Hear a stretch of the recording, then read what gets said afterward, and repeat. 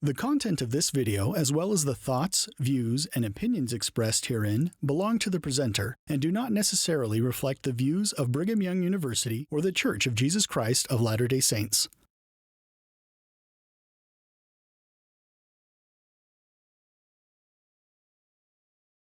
Okay. So when you told me you wanted to talk, you never mentioned me needing to listen.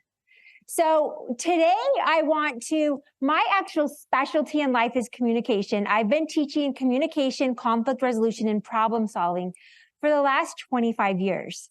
And this topic, like I just told people, like I could stand on my head in a back bend and still give this talk just fine because I love communication. I know everything about communication for the most part. So when we start about communication, I need you to think about relationships.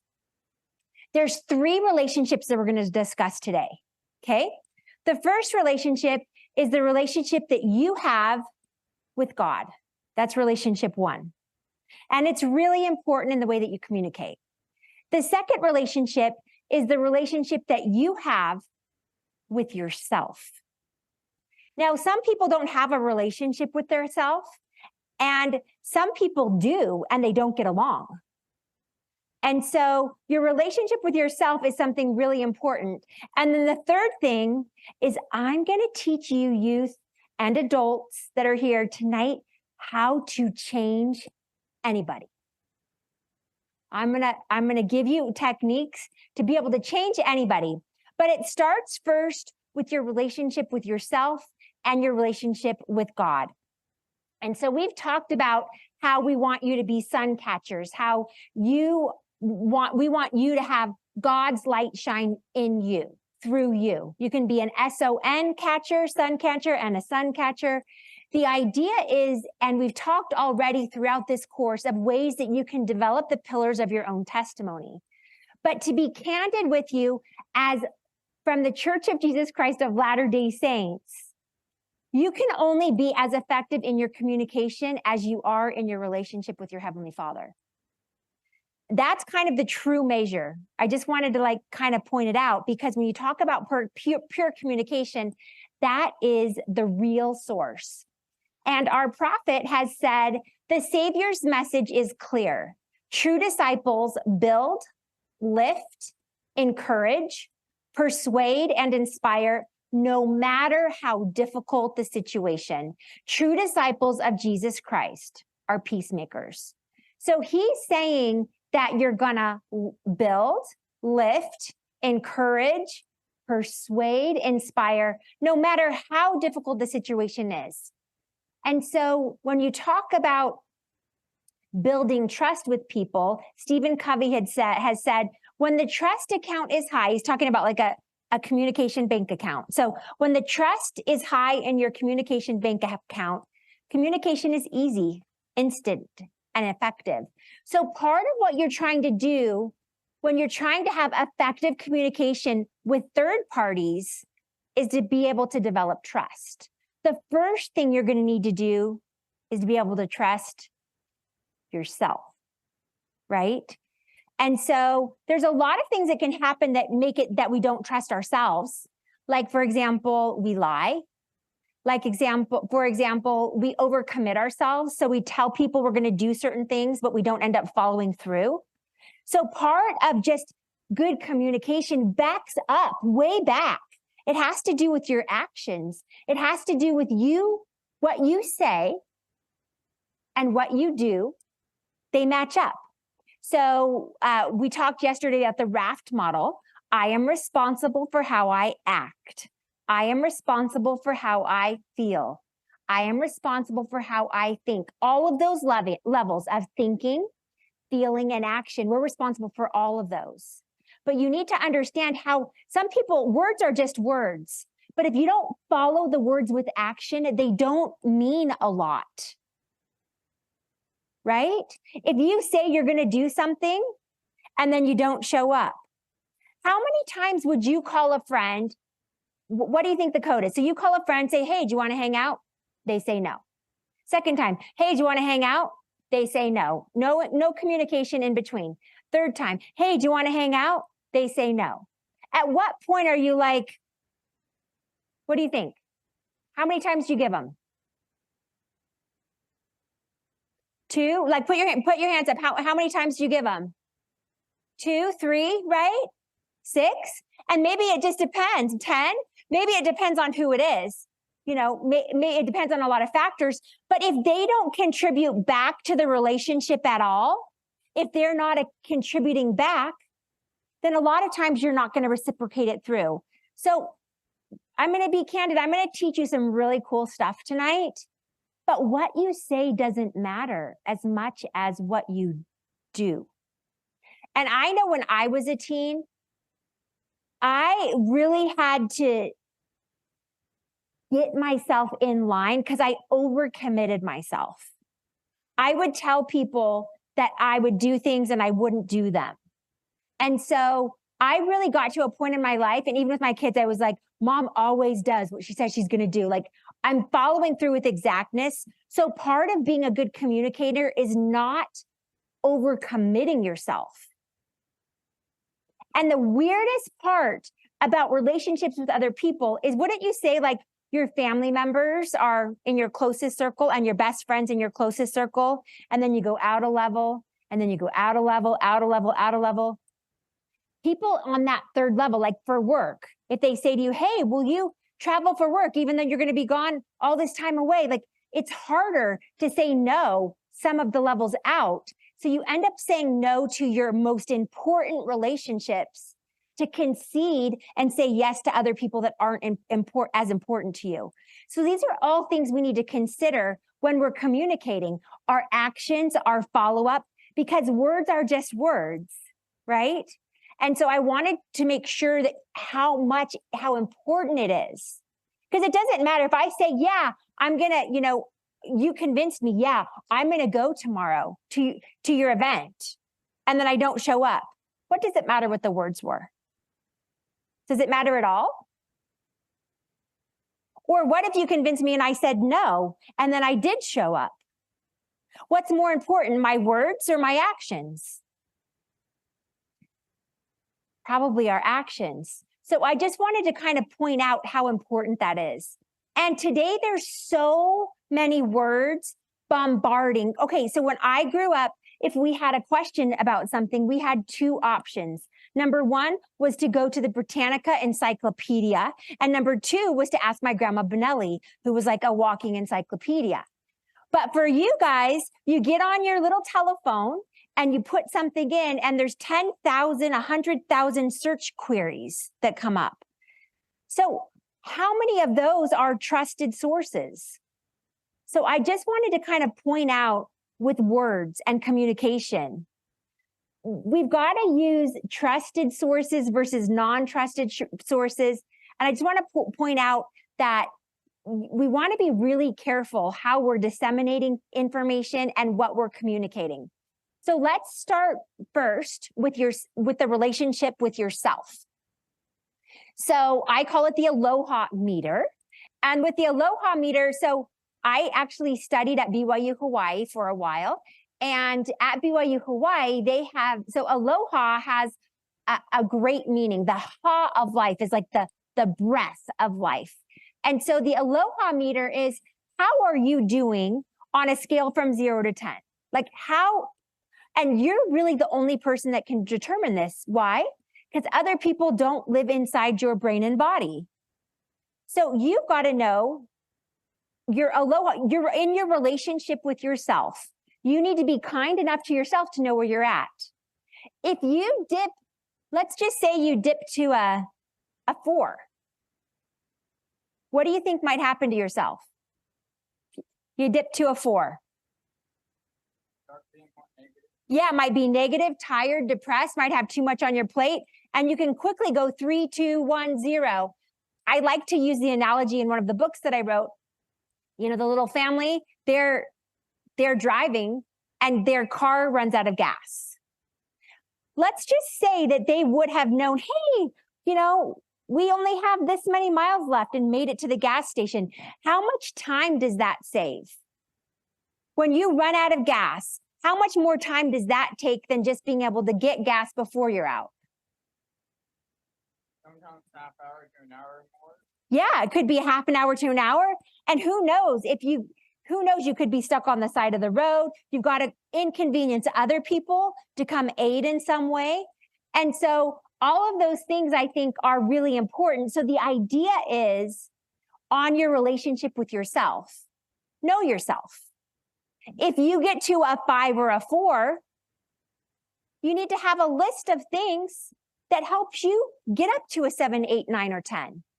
And you need to know those rhythms that work for you. And so I wanted to let you know how important that is in your relationship with yourself. And on the aloha, alo is to share and ha is the breath of life. So it's to share the breath of life. So the idea is to make sure you always know where you're at. My friend Lizzie, she's been in the hospital. I'm like, how did you let yourself get to this 2 and 1 phase? She just spread herself too thin. I'm like, didn't you have warning signs? Like, what's going on here? I just want to let you know to be so proactive when you get in that space of 4 and 3. It's like, you got to know what you can do to keep yourself at the levels between 7 and 10. But the relationship that you have with yourself, the confidence you have in yourself, very much depends on the communication. So I like to tell people to renew you, which means like take time on your bicycle. We've got the little character Serena there, and she's quilting with her sister. But whatever it is that helps you to renew yourself, take time for yourself. So now we're going to talk a little bit about developing a working theory to change other people. And so I'm going to give you a little test, and some of you might have already taken this test, and that's okay. We're going to because it only takes about 3 minutes, but this will help give you a gauge because I'm going to teach it a little bit in a different way tonight. So if you're a talker, give yourself 1 point on your left hand. If you're more of a listener, give yourself 1 point on your right hand. Now keep your points up. At the end, it's supposed to add to 5. If you like to get your way, put 1 point on your left hand. If you would rather give other people their way, put 1 point on your right hand. If you're logic-based, but rather than emotion, put 1 point on your left hand. And if you're emotion-based, put 1 point on your right hand. If you like to build relationships through doing activities, put 1 point on your left hand. If you like to build relationships through talking, put 1 point on your right hand. And if your blink reaction to conflict is fight, left, flight, right. Okay, you guys have your numbers? Okay, and here it is. 5 on the left, 0 on the right is the demanding lion. 4 on the left, 1 on the right is the convincing fox. 3 on the left, 2 on the right is the negotiating zebra. 2 on the left, 3 on the right is the team-working swan. 1 on the left, 4 on the right is the supporting elephant, and 0 on the left and 5 on the right is the avoiding turtle. Now, this isn't really your true style. This is more of just a working theory because there's more enhanced tests that have 30 and 45 questions that can really kind of dig in. And so I know some of you might be, I'm not quite sure what animal I am. So I would just recommend that you send me an email and you can take a different test, a longer test. But this will just help you for today kind of get a gauge of where you're at. Okay, I want to focus before we go too much into helping others, just that your relationship with Jesus Christ is really important in your communication. And this is by Lionel Kendrick. He said, "May we be found communicating with each other in a manner in which the Savior would communicate. Christ-like communications are expressed in tones of love rather than loudness. They are intended to be helpful rather than hurtful. They tend to bind us together rather than drive us apart. They tend to build rather than belittle." And so I want to talk tonight a little bit of ways how we can have more Christ-like communication and for you to be able to help in a Christ-like way. And I know for myself, because of a small reprimand that I got from the Lord like in my mind. When I help someone and they're not members, and we help a lot of non-members in the humanitarian we work and stuff we do, I always just tell people, they're like, well, why are you helping us? I'm like, because I am from the Church of Jesus Christ of Latter-day Saints. So if Christ was on the earth right now, we're the people that would be at his feet. And so if I see someone else in need, I love to help because I know that Jesus Christ loves you. So for myself, that is just the easiest way to transfer Christ's love. It's not about me. My service isn't about me. I'm actually a Latter-day Saint. I'm a saint, just like the saints back when Christ lived.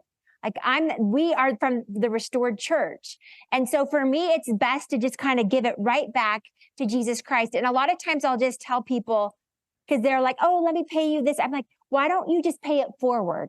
And then you can email me and text me when you had an opportunity with somebody else to give in a similar way. So helping in a Christ-like way can be really important. We're going to talk tonight about the conflict number.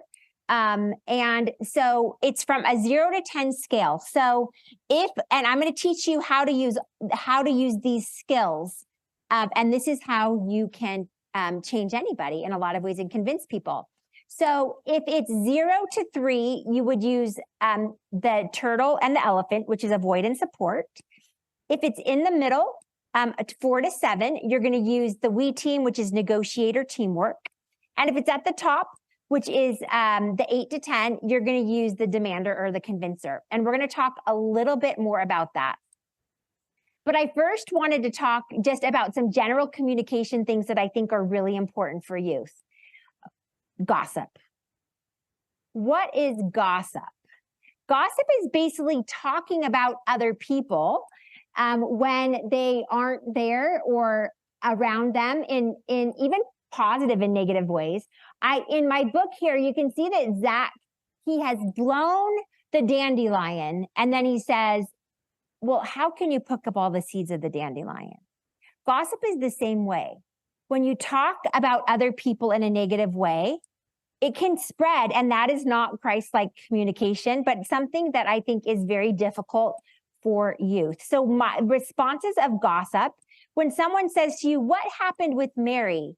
I would answer, I'm not quite sure. Even if you know, you don't have to be all sure, right? You'll have to talk with Mary about that or change the subject. Did you hear about what I'm doing this weekend? Or I don't have time to talk right now. I've got to go. But make sure that you have something prepared and ready to go when you're put in a gossip situation. I remember myself, I got put in a gossip situation. And someone said, well, what do you know about this? And I actually knew a lot about it. And I was like, you know what? You're just going to have to talk to that person about it. Like, I'm a confidential person, So you need to just have a response and ready, because a lot of people like to gossip. I actually, unfortunately, got myself in a really bad situation once with gossip. And I had to call my friend and tell her, I'm like, I am so sorry. I was in the middle of this gossip space. And I just called and apologized to her. And I said, I am so sorry that happened. You've really got to take responsibility when people engage you in a negative communication space. So I just wanted to let you know that's one space I really want you to think about how you could have a boundary, especially for the youth. So for you to prepare to get out, for you to prepare to just push it back, change the subject. The other thing I wanted to make sure that you guys just knew generally is, let's just say that you get put in a situation where you don't really know a person. What can you communicate about? Well, my husband got this new Ford. So now we're a Ford family. And so Ford is the acronym. So when you have small talk, remember that Mama Fack has a Ford. I hate driving that car, by the way. And so F is for family. So you can always ask about family. Oh, how many siblings do you have? And where have you lived historically? And what do you like to do activities on your family? The next is O, which is occupation. So if they're younger, you can say, well, what are you guys planning to do when you get older? Or what's your college plans going to be? Or what has your work history been like?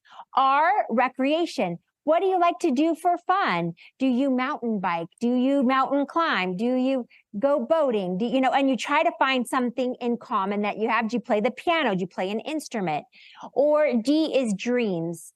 You could say to them, hey, what dreams do you have for the future? I just want you to have like the Ford in your pocket, because I don't want you to get in a situation where you need to communicate with a stranger or someone and you're like, I got nothing to talk about.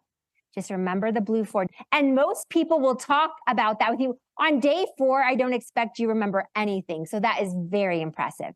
So that just gives you something like in your pocket ready to go. Also, in the communication literature, you'll see what's called free information. Have you ever heard of that? So free information is when someone wears a t-shirt and it says Grand Canyon. And you're like, oh, have you been to the Grand Canyon? So there's something that you see about them that gives you information where you could ask a question. Does that make sense? That's called free information. That's another way to engage people in the communication dialogue. So I wanted to make sure that you had those things. So when we talk about just peer pressure in general, I wanted to make sure that you guys realized with negative peer pressure that there's a lot of ways that you can get out of it. Thinking quick is something that I think is important. Just having a response ready to go. And I usually will tell the kids that I train, because I worked in the jails for the kid long-term jails for 14 years. And we would tell them, you can just say, okay. So you just have to have your word ready when people are bullying or are having peer pressure. Just think it through and just have some words just ready to go so that you're not caught on the spot unprepared. Use your imagination. Doing math keeps your logical brain. And one of the big things is just taking a stand and lending a hand. If you see someone else being bullied, go over there and help them. Take a stand, lend a hand. Okay. And so I just wanted to point out how important it is when you're communicating with another person. Sometimes there's perceptions that are different, right? And you need to honor it. Do you see the same as your neighbor or not? Is the question of the day.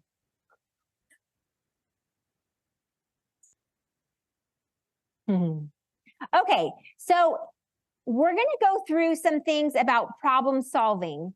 But God gave you a response inside your brain. When there's a problem, He gave you a reaction called fight or flight. It's something that's inborn. Even animals have this. You fight or flight. So, but we are mature animals. We are not deer or thing. We have very complex brains. So what you need to make sure that you know how to do is pull into fair, right? So when you are on your conflict track, not just fight or flight, but fair. So we're going to talk a little bit about that as we go through. When you talk about just fight in general, that means that when you talk about brain functioning, so this is your limbic brain. This is where your monsters live. That's in your lower brain. And then this is your amygdala. And this is the peanut amygdala. And this is your prefrontal cortex. This is right here where your smart brain's up here, your dumb brain's back there. Okay. So what happens is you guys will get upset. And the amygdala, which is the size of a peanut, are you going to let that boss you around? Flips your prefrontal cortex and gets you into fight or flight, gets you down into this limbic system. Studies show it takes about 20 minutes to flip out of limbic and back into prefrontal cortex. So because limbic system commonly is on the right hemisphere of your brain, that means it's emotion-based. You want to try to push yourself over into the left hemisphere, which math problems tends to be a very easy way to get your left brain functioning again and get you back into. Another thing that they say is name it to tame it. So you would you would basically say, I'm feeling angry right now. And the moment that you put words to emotions, you flip from right hemisphere thinking to left, and it helps you calm down faster. So if I tell you guys, don't think of a green horse, what are you thinking of? Green horse. Or you're thinking of a pink horse, or you're thinking of something else green. It's the same thing with your fight and flight. Instead of like, don't be angry, the chips is what I try to teach the kids is chips, the Chips Ahoy cookies, which is my dad's favorite. CHIP stands for calm, happiness, intelligence, peace, and self-control. So when you go into the fight or flight phase, to kind of stay in that fear center, you're going to think, I'm going to be calm. I'm going to use my smart brain, my intelligent brain. I'm going to be happy, or things that bring you peace, and that I'm going to have self-control. So instead of thinking about the green horse, because people's like, don't be angry, don't be angry, don't be angry. That's not going to help you not be angry, because you're thinking angry. Okay. So forget the green horse. Now, and when I taught this to some youth, they came in and said, they're like, Dr. Fackrell, every time I get angry now, I just start thinking of a green horse, and I just start like laughing my head off, because I can never get the green horse out of my mind. So when we talk about, I'm going to teach you guys how to know what style to use at what time. And so you guys are going to have your natural style, but the goal really of the best communication that you're going to have is going to be for you to be able to adapt your style given the situation. So we've got basically, here is the list: demander, convincer, negotiator, teamwork, supporter, avoider. So I'm going to give you a little quiz really quick. So if you have a problem that is a 3, what style should you use?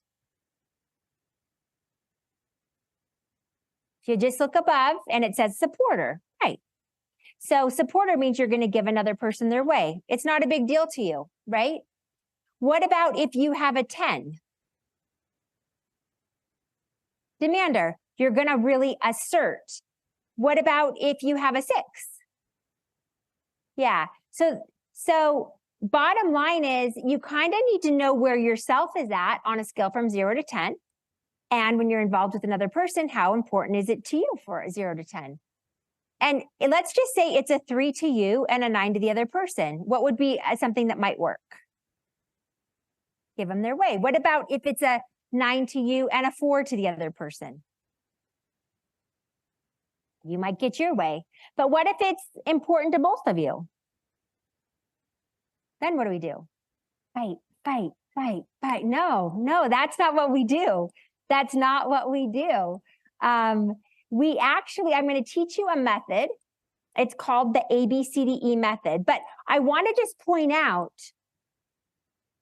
that people that are turtles and elephants on a scale from 0 to 10 tend to underestimate. How important is that to you? 3, 3, 3, 4, 2, 3, 2, 1, 0, 3, 2.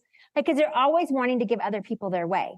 Whereas like the foxes and lions, 8, 9, 10, 8, 9, 10, 8, 9, 10, 8, 9, 10. So I just wanted to be real with you guys. You might want to do like a plus or minus depending on who you're working with. You're like, man, that dude, he always is an 8. He's always a 9. Like, I'm going to subtract 3 points from you, you know? In your closest relationships, the ones that you know the most, you'll kind of know the adapting that you might need to do. But like foxes, for example, they're famous for debating with other people things that they do not care about at all. It is just for the fun of debate, right, Jake? Right. So here's the thing about my husband, Jake. Like if I ask him, hey, do you want to do this thing? You know, let's do this. He'll be like, always saying the opposite. Well, if we do that, the opposite. I'm like, well, do you want to do it? He's like, yeah, I might want to do it. Like, I don't understand it, because whatever I say, he's going to say the opposite, right? So you've got to be really careful how you ask people questions. So you could say, well, what are you thinking about these things? And you get the different sides. But once you kind of get adjusted in to who you're working with, you can kind of figure it out. So we're going to talk a little bit about figuring it out as we go through.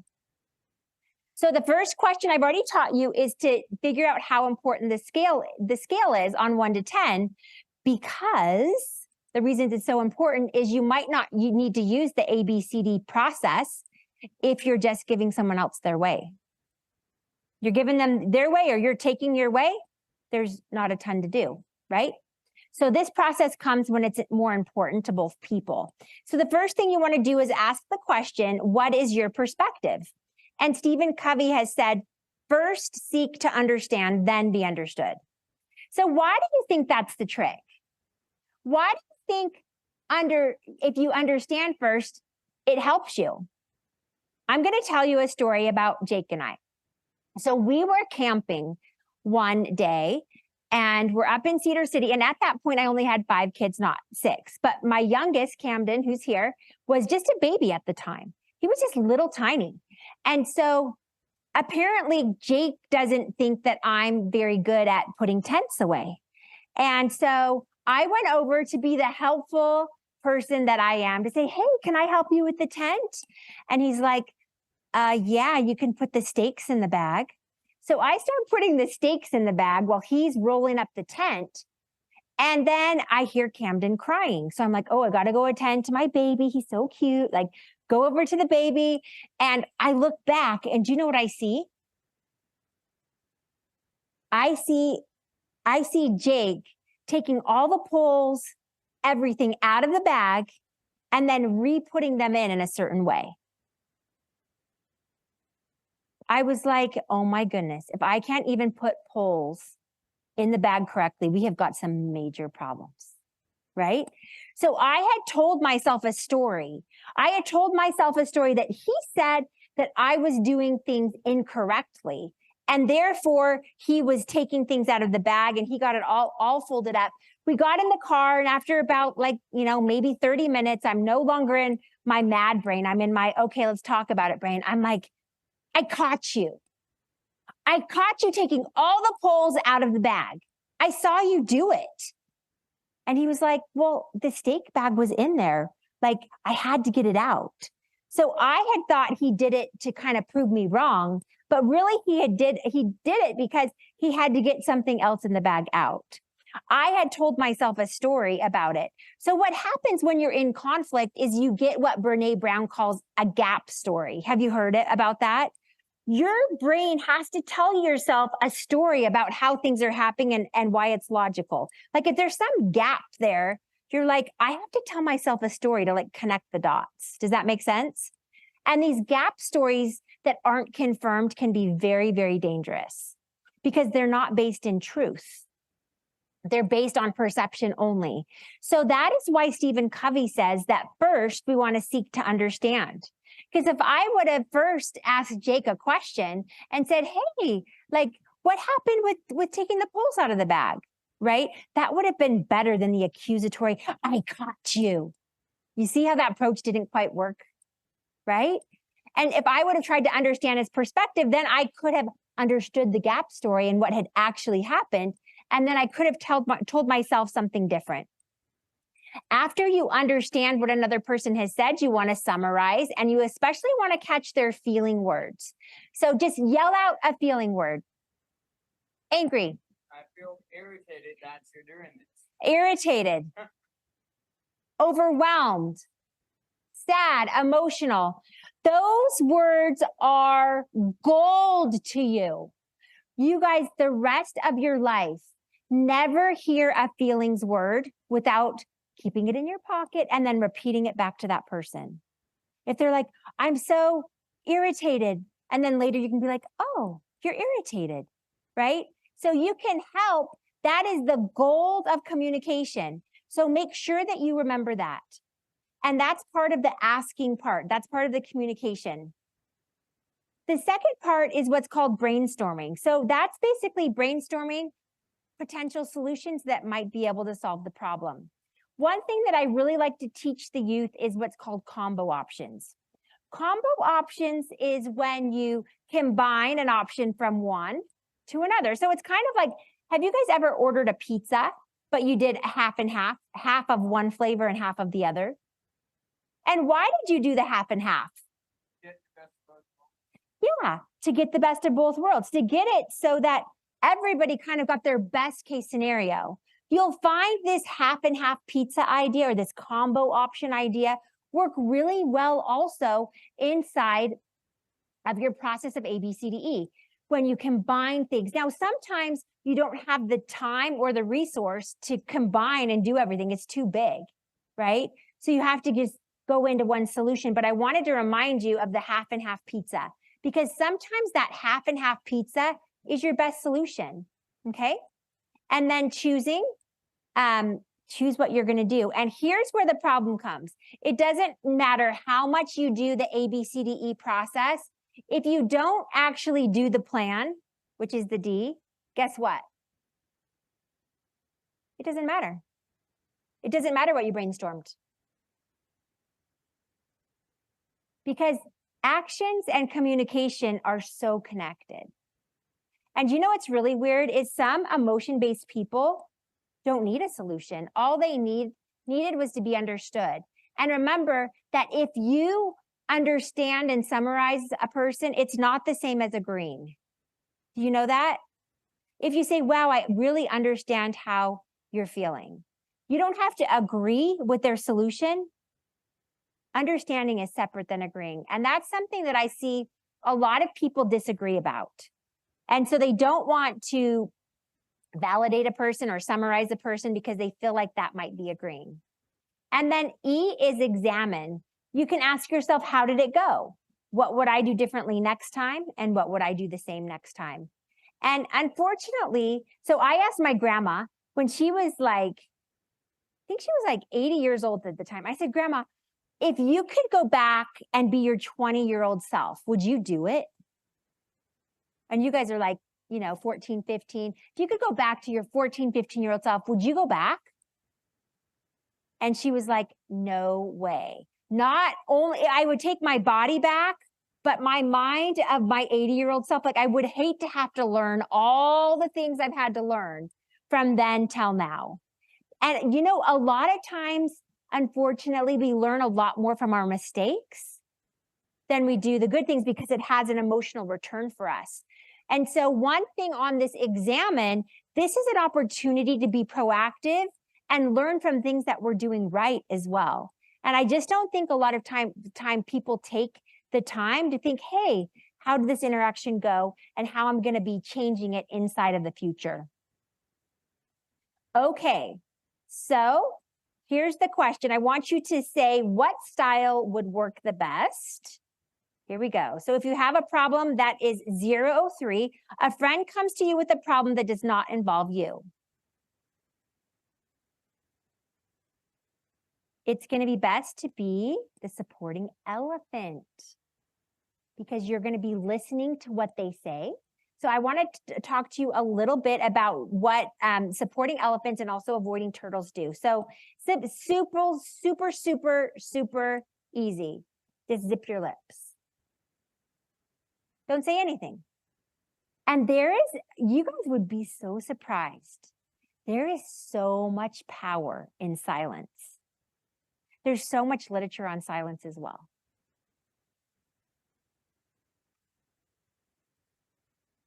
See how awkward that feels? So silence is super powerful. The reason that silence is so powerful and the reason the turtles are so powerful is it doesn't require another person to have consensus with you. It doesn't require the other person to be involved. Turtles are like, I'm going to do it. I'm not going to involve you. No, I won't go. No, And so it's a very powerful style. And so just learning to zip your lip. Do you guys remember when Christ was being crucified and they're asking him questions and in a space it just said he didn't answer? He just used silence. When you do a study of Jesus Christ, you will find that he used every single one of these styles in an amazing, appropriate way. I want to make sure you guys understand etiquette talk. Have you guys ever heard of etiquette talk? Etiquette talk is how you communicate with elephants and turtles. This tends to drive lions and foxes crazy, but I'm going to teach you how to do it. So you basically say, do you want to play checkers? And they say, no, it's okay. That's your first round. Second, are you sure? No, I'm fine. And then you have to ask a third time, we'd really enjoy for you to play. And then they say, okay. It's a pattern. Etiquette talk is a pattern of 3. Have you guys ever worked with someone with a pattern of 3? Have you? Yeah? It's a real thing. How many of you respond, what's wrong? Nothing. Are you sure? No, nothing's wrong. I know something's wrong. Dun, dun, dun, dun, dun. Okay? So remember that there's something at the bottom of nothing. So it's a pattern of 3. Now, this can be irritating for foxes and lions because they like what's called content communication. They're like, just tell me what you need in 1 sentence or less, and we'll get along just fine. Right? And so the magic of opening up a turtle and an elephant is the pattern of 3. But the problem is if you open them up, you actually have to listen to them. So just pointing out, lions, if you don't want to listen to them, don't open them up. Like, because that is something that can be difficult. Now I've just taught you the pattern of 3 and you're like, oh, well, I opened them up, but now I'm not going to listen. Doesn't work. So I want to make sure that you understand how to listen once you open up through the pattern of 3. So good listening is an essential skill to life. And basically there's words expressed, words received, meaning for the sender, meaning for this receiver, and the meaning is more important than the words. So let's just say someone says to me, hey, do you want to go to the dance tonight? And I'm like, sure. Or what if I'm like, sure? Do you see how those things mean different things, but it's the same word? And you know how you guys only text now and you don't talk like normal people? Sometimes it's really hard to know in these texts and all these LOLs, all of these little words that you use, what you're even saying. And what does that text actually mean? And so you guys do what's a lot of called text speak, and there's actually a lot of studies on it, but I hate to tell you, it's not a very effective way to communicate. It's not your best way to communicate. So when you do your listening, I just want to make sure that you know you need to have listening eyes, listening ears, a listening mouth is quiet, a listening heart, and a listening mind. And so this can be very hard for talkers because talkers just like to grab the stick, right? Where are you going to? They just take the stick. They just grab it. They're not listening. And so you have to grab it back. So the talking and listening pattern are so different. When you listen, you take your turn, and then you pass the stick and you say, what about you? And then this person says, oh, thank you so much for asking. You must have taken the etiquette class on proper talking. Well, what about me is that I like to do these things.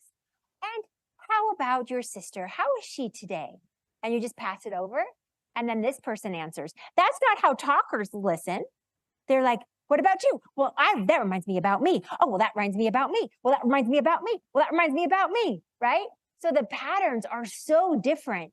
And you need to make sure that you understand. And so what's funny is when a person catches themselves interrupting and they're like, oh, I'm so sorry. I just interrupted you. I can't remember even what you were saying. Right? The reason that lions and foxes interrupt is because they have short-term memory loss. They don't remember what they're going to say. And so in their mind, they just have this mind chatter. What I was going to say is this. What I was going to say is this. What I was going to say was this. So they'd rather just get it out so they don't have to remember. Whereas the elephant has better long-term memory and can just remember it for so long. So you get all of these differences that happen back and forth. And it can be a wild ride. I'm going to tell you that for sure.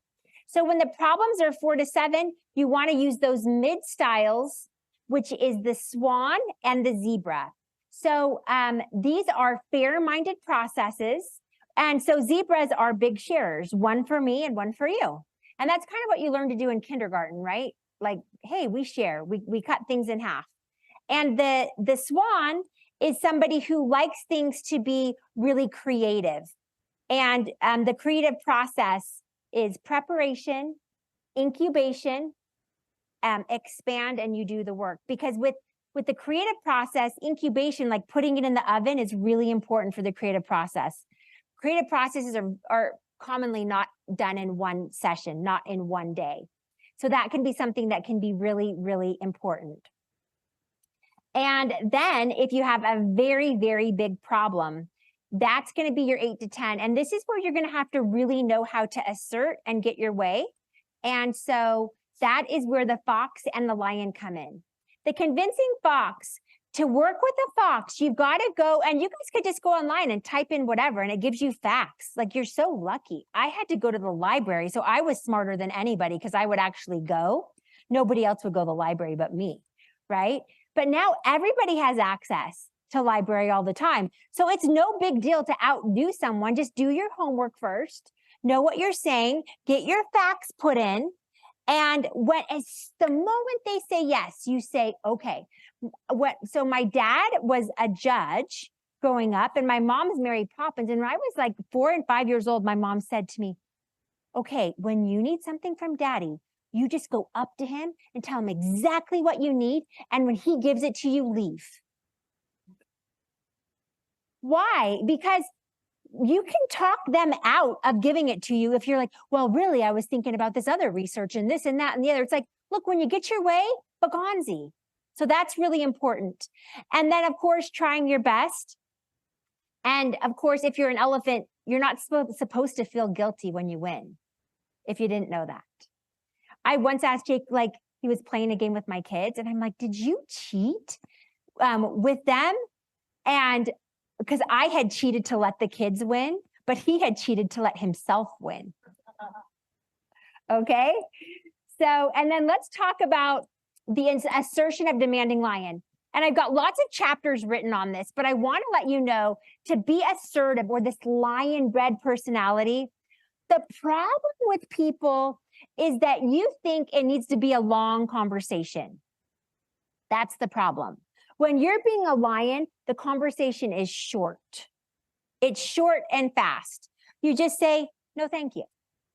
Let's try it. Ready? 1, 2, 3. No, thank you. Easy, right? Would you like to do drugs? No, thank you. I went out with some friends recently, and they said that they're like 50-year-old friends from high school that used to be members and aren't now. We're like, right now would be a great time for you to have your first martini. It's like peer pressure at 50. It never stops, you guys. You just say, no, thank you. Like, I have my value base. And so you can also say no because, I respect the rules. You can also just leave. But remember that when you're asserting, the conversations are not long. They are short. Okay, so I want to have you guys assess really quick. How do you recharge your battery? This is really important to know. Are you an innie or an outie? So are you extroverted or introverted? How many of you love to be with other people and that recharges you? And then how many of you love to be by yourself and that recharges you? Okay, some of you might be a little bit of both, so you might be an ambivert. Knowing how you recharge yourself, when we go back to the relationship with yourself, I find that a lot of conflict occurs for people when they're not their best self.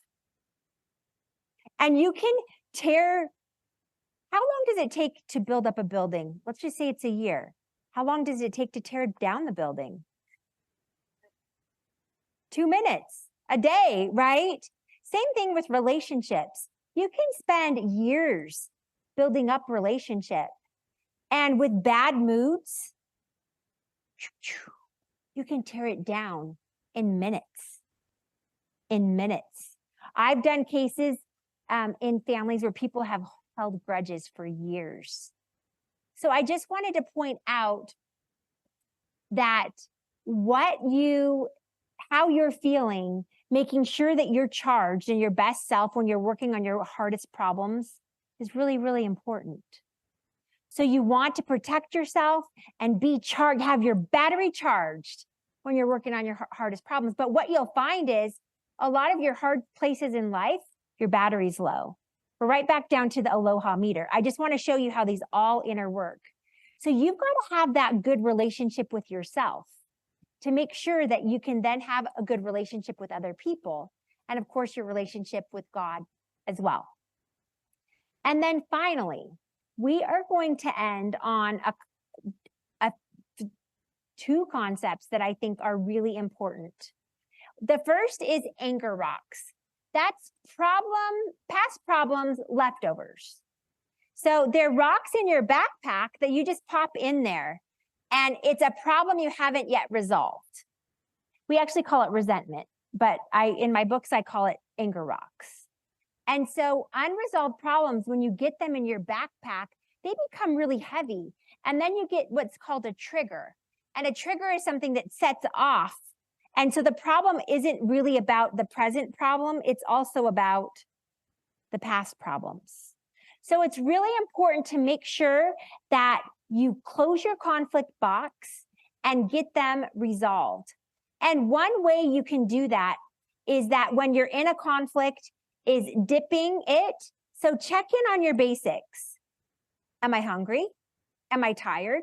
Am I lazy? Am I lonely? Am I bored? Like, first figure out where we're at on the bottom of your basic needs, because let's just say you're fighting with your sibling on a hypothetical basis. And you think, is this about my sibling, or is this about the fact that I'm starving right now? Have you guys ever fought more with someone when you were starving? Totally, right? Me too. So before you think it's about the relationship, make sure to check in on yourself if you're hungry, tired, lazy, lonely, or bored. And then I wanted to just have a proactive tip for you, that making a happy list, and that's my challenge for you as we leave today, making a happy list of the 10 things that make you happy. Like dulce de leche ice cream from Haagen-Dazs comes to mind immediately for me, and happiness. Like those things are attached. Or walking in the grass barefoot, or taking a warm bath. Yell something that makes you happy. Exercise, going to the cabin, being with friends. There's all of these things, but you should have a list and you should have them ready. And I hope that you understand tonight that communication is so important. Effective communication. First, we've got the relationship that we have with our Heavenly Father and keeping that steady. Because I'm telling you what, the attorneys that I work with, sometimes one of them calls me the good witch. She's like, you are so magical. I don't know how you solve all these cases and other people can't solve it. And really, it's because when you're tapped into Heavenly Father giving you aid where you need it, it solves a lot of problems. So I just wanted to end and point out, if you have a problem that cannot be solved, don't forget to use your Heavenly Father as a resource, because I know He loves you and cares about you so deeply. And I say these things in the name of Jesus Christ. Amen.